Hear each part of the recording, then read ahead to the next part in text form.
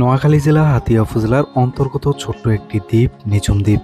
এ দ্বীপের বনে হরিণের দেখা মেলে। নিঝুম দ্বীপে রয়েছে অনেকগুলো উঁচু গ্রাম।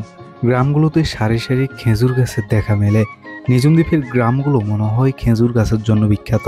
সারি সারি খেজুর গাছের কারণে নিঝুম দ্বীপের সৌন্দর্য আরও বৃদ্ধি পায়। শীতের মৌসুমে রাস্তার পাশে সারি সারি খেজুর গাছ দর্শনার্থীদেরকে মুগ্ধ করে। নিঝুম দ্বীপে গ্রামের পর গ্রাম খেজুর গাছে ভরপুর। শীত আসলে গাছেরা খেজুর গাছ ছাঁটাই করে যত্ন নেওয়া শুরু করে।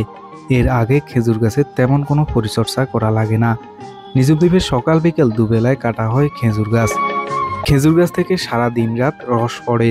পূর্বে খেজুর গাছের রস সংগ্রহে মাটির তৈরি হাঁড়ি ব্যবহার করলেও বর্তমানে মাটির তৈরি হাঁড়ির ব্যবহার কমে যাচ্ছে, যার কারণে রস সংগ্রহে গাছেরা প্লাস্টিকের বোতল ব্যবহার করছে।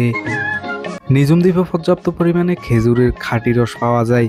নিঝুম দ্বীপে ঘুরতে আসা দর্শনার্থীরা গাছিদের থেকে তাজা খেজুরের রস প্রতি গ্লাস 20 টাকা করে কিনে পান করে।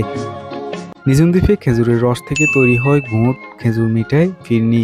এছাড়াও নিঝুম দ্বীপের খেজুরের রস, গুড়, মিঠাই নিঝুম দ্বীপের নামার বাজার সহ বিভিন্ন বাজারে সুলভ মূল্যে বিক্রি করা হয়। নিঝুম দ্বীপের খেজুরের মিঠাই হাতিয়া দ্বীপ সহ দেশের বিভিন্ন জায়গায় ব্যাপক জনপ্রিয়।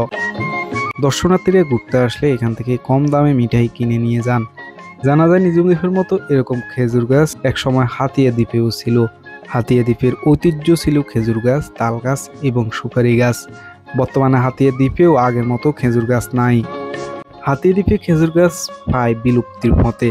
ধারণা করা হয় নিঝুম দ্বীপে কয়েক বছর পূর্বেও আরও বেশি খেজুর গাছ ছিল, কিন্তু বর্তমানে ঘনবসতি বাড়ার কারণে গাছ কেটে মানুষজন ঘরবাড়ি নির্মাণ করছে। হাতিয়া নিঝুম দ্বীপের এ সকল খেজুর গাছ সংরক্ষণ না করলে 2-1 বছরের মধ্যে নিঝুম দ্বীপ থেকে হারিয়ে যাবে খেজুর গাছ। ফলে অর্থনৈতিক রূপবৈচিত্র্য সহ নিঝুম দ্বীপের নৈসর্গিক সৌন্দর্য কমে যাবে।